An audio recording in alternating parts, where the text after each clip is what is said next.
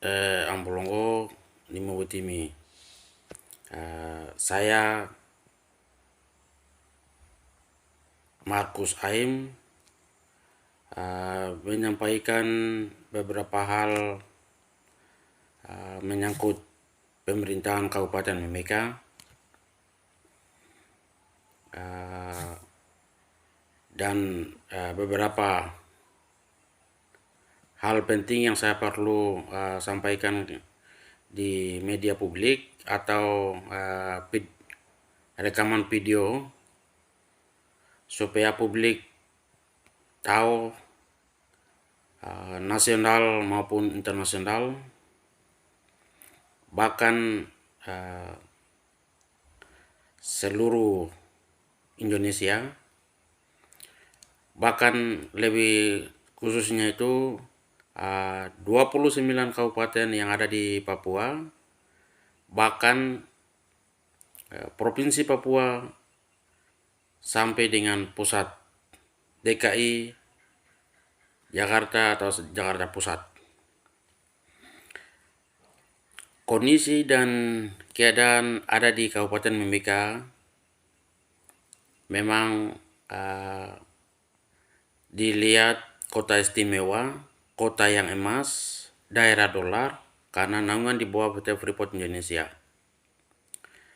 Namun Kabupaten Mimika sudah 24 atau 25 tahun semenjak pemekaran itu jadi sampai dengan saat ini. Namun saya garis bawahi bahwa mempertanyakan beberapa hal kepada Bapak Bupati Kabupaten Mimika dan Bapak Wakil Bupati Kabupaten Mimika. Semenjak kedua bapak dilantik jadi Bupati Kabupaten Mimika dan Wakil Bupati Kabupaten Mimika, kantor bupati itu ada di mana? Dan kedua bapak itu bekerja itu di mana? Kami tahu bahwa kedua bapak itu dipilih oleh rakyat, maka hal itu ada di pola pikir atau di memorinya kedua bapak, selalu ada di kantor bupati, bekerja di ruangannya. Tapi kita lihat, dan saya sendiri akan lihat itu bahwa Bapak Bupati dan Wakil Bupati punya kantor itu ada di hotel-hotel. Lalu kalau masyarakat perlu mau menyampaikan aspirasi atau keperluan lain atau minta bantuan, mungkin finansial dan lain-lain, itu nanti bawanya kemana? Aspirasi itu akan bawanya kemana? Ke hotel atau ke ruko atau bawa ke tempat makan warung atau di pesawat? Ini pertanyaan besar buat Pak Bupati dan Wakil Bupati. Karena selama dilantik jadi bupati dan wakil bupati, tidak pernah masuk di kantor satupun. Kita tidak pernah lihat mobil plat merah DS polisi 01 dan 02 itu tidak pernah parkir di depan kantor bupati. Bahkan pun sekda, Ibu Sekda yang baru dilantik PJS pun belum pernah ada di kantor bupati. Mereka ini urusannya itu ada di mana? Jadi negara itu harus melihat bahwa lihat itu bupati, wakil bupati, sekda di Kabupaten Mimika. Kerja tidak benar. Kerja apa mereka tidak pernah aktif di kantor? Kerja bupati, wakil bupati, sekda itu di hotel-hotel, di warung-warung, di jalan-jalan. Kantornya mereka di situ.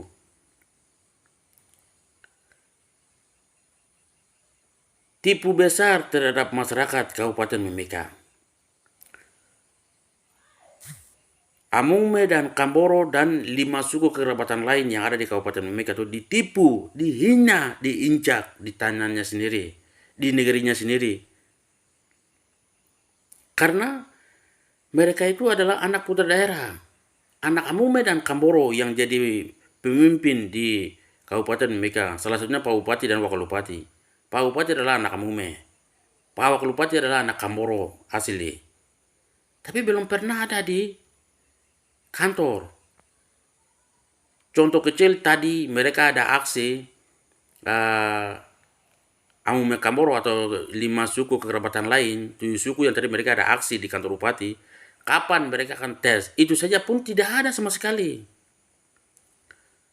Itu hal besar. Karena isu bahwa ada aksi di kantor bupati maka mereka tidak ada. Tapi sebelum aksi pun, sebelum apa-apa itu tidak ada.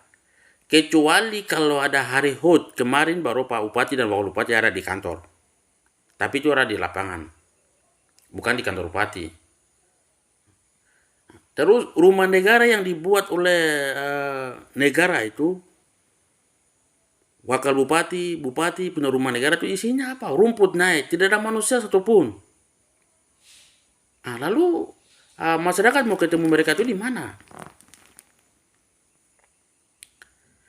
Jadi teman-teman intelektual atau tokoh-tokoh masyarakat, tokoh agama, tokoh perempuan, intelektual, elit-elit politik, coba kita bicara tentang kedua bapak ini, ketiga bapak, Pak Bupati, Wakil Bupati, dan Sekda. Kantornya mereka ada di mana? Kedinya mereka di mana begitu? Supaya negara juga itu harus perhatikan. Gubernur ditegur kalau tidak perlu. Tokoh-tokoh di Kabupaten Mimika ini di mana? Gereja, tokoh adat, tokoh perempuan, intelektual. Ini harus dimediasi, dipublikasikan supaya mereka itu bisa ada di kantor. Itu. Jadi itu yang pertama. Yang kedua,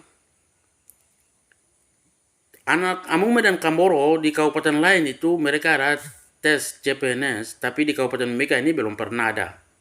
Jadi yang kemarin lolos di BKD itu dipercepat supaya K2 ini diloloskan secepatnya. Karena Pak Bupati Mimika ini sudah 2 periode.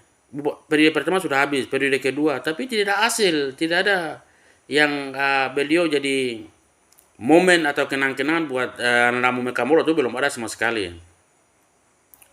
Belum ada sama sekali. Jadi Pak Bupati coba hal ini memperjuangkan cepat supaya cari waktu kosong untuk kapan mereka bisa tes, bisa kasih lolos atau kasih keluar NIP-nya mereka. Jadi Pak Bupati sendiri yang diangkat juga 150 orang itu juga belum ada sama sekali. Ada yang sudah meninggal, ada yang sudah keluar, ada yang sudah pensiun, ada yang lain-lain. Nah ini. Jadi coba Pak Bupati kejar baik, bukan kejar provinsi. Provinsi itu sudah tidak ada lagi. Ini kejar-kejar apa lagi? Jadi coba kerja baik-baik karena Anda orang daerah, Anda harus bekerja keras untuk adik-adik supaya ada kenang-kenangan. Jadi jangan Pak Bupati lari-lari naik-naik ke atas terus. Jadi Pak Bupati, Pak Wakil Bupati duduk bersama-sama, Ibu Sekda duduk 3-4 mata duduk bersama lalu bicarakan hal-hal ini supaya memperjuangkan nasib-nasib atau hak-hak orang Papua itu harus diperjuangkan supaya orang Papua itu mereka jadi tuannya di negeri sendiri, bukan orang lain pendatang yang akan datang atau anak negeri, tidak. Jadi hal-hal ini juga harus berpikir baik supaya bisa jalan. Itu yang kedua. Yang ketiga itu sekarang saya harus klarifikasi. Salah satunya seperti kemarin di DPR, di kantor DPR ini tuh selalu mereka ada, tapi ada beberapa hari yang tidak pernah masuk. Jadi DPR juga itu DPR, terus Bupati, Wakil Bupati, Ibu Sekda dulu bersama-sama bekerja sama, bukan satu menyalahkan satu menjelekkan satu, tidak boleh. Jadi ini kan di DPR juga di legislatif juga itu jabatan politik. Bupati dan Wakil Bupati juga itu jabatan politik. Jadi dulu bersama-sama bekerja sama, gotong royong untuk memperjuangkan hak-haknya orang asli Papua, Kabupaten Mimika, atau Amume dan Kamboro, 5 suku kekerabatan lain. Bekerja sama. Jadi scholar yang ada di Kabupaten Mimika dan OPD-OPD ini harus bekerja sama. Jadi bupati itu harus ada di lapangan, harus berteriak.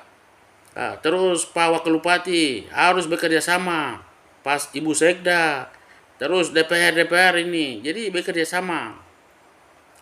Jadi kalau intelektual atau tokoh adat, tokoh perempuan, kepala suku, orang kritikan, orang semua itu bukan kritikan untuk menjatuhkan, tidak, itu kritik untuk membangun.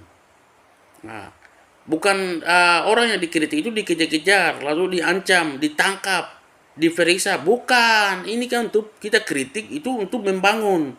Karena hal yang terjadi di kabupaten ini, Kabupaten Mimika.